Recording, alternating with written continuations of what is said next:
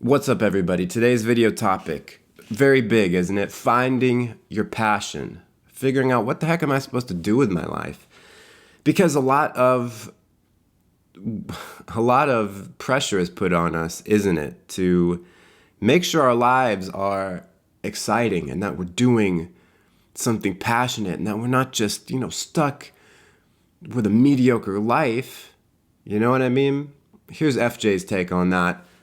And let me start off with the ironic statement of, I think following your passion, following your calling, might not be the best idea.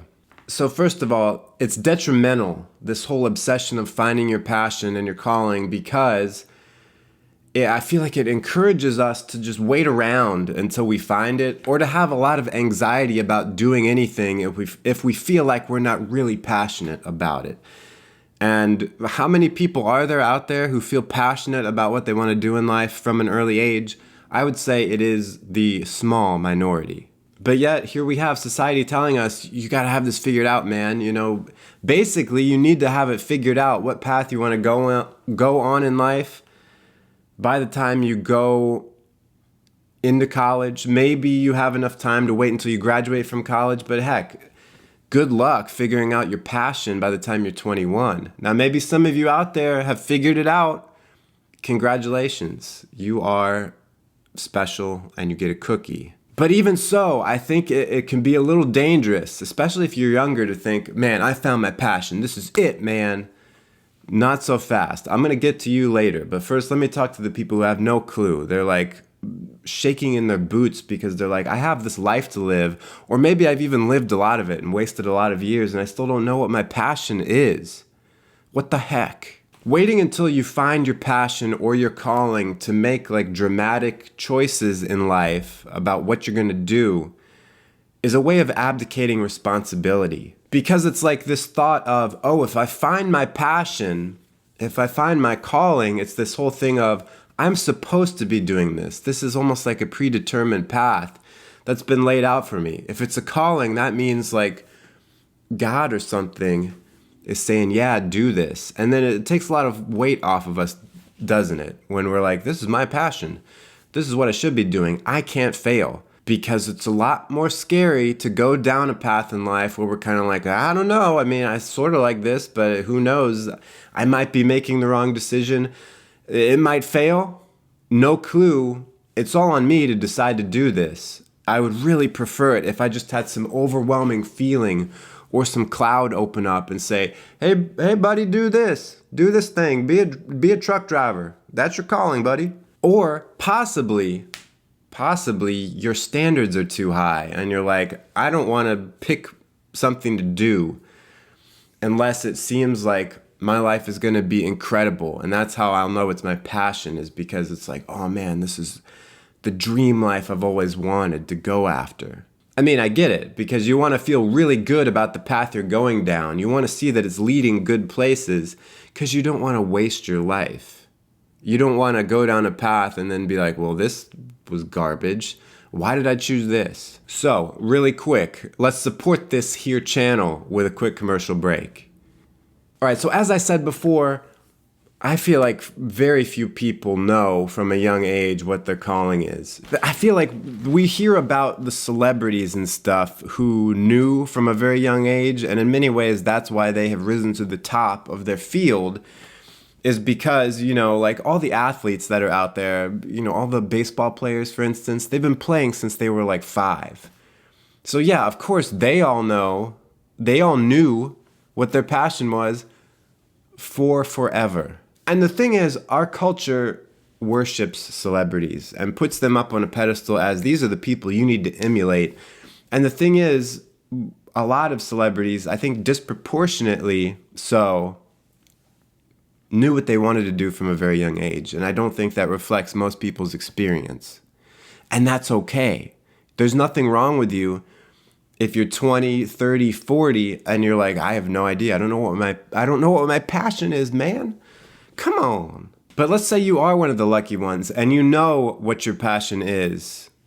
Here, hold your horses. I got something to tell you. You don't really know everything that you could be good at at this point. So yeah, it's good that you have something you're passionate about. But don't forget, there are many other things that you could be passionate about. Don't be just so focused on this one thing to the exclusion of everything else that you're like, man, no, it's just this one thing. I'm just going to be a squirrel doctor. That's it. No, be open to other things. Sure, go after your passion, but be open. You know, as I'm talking, this is reminding me of one of my old podcasts called The Cult of the Dream. I'll link to that in the description. But speaking of podcasts, I have a new episode out that is sort of related to this. It's called Both Feet in the Boat. It's about being fully committed to living life. I'll put that in the description as well.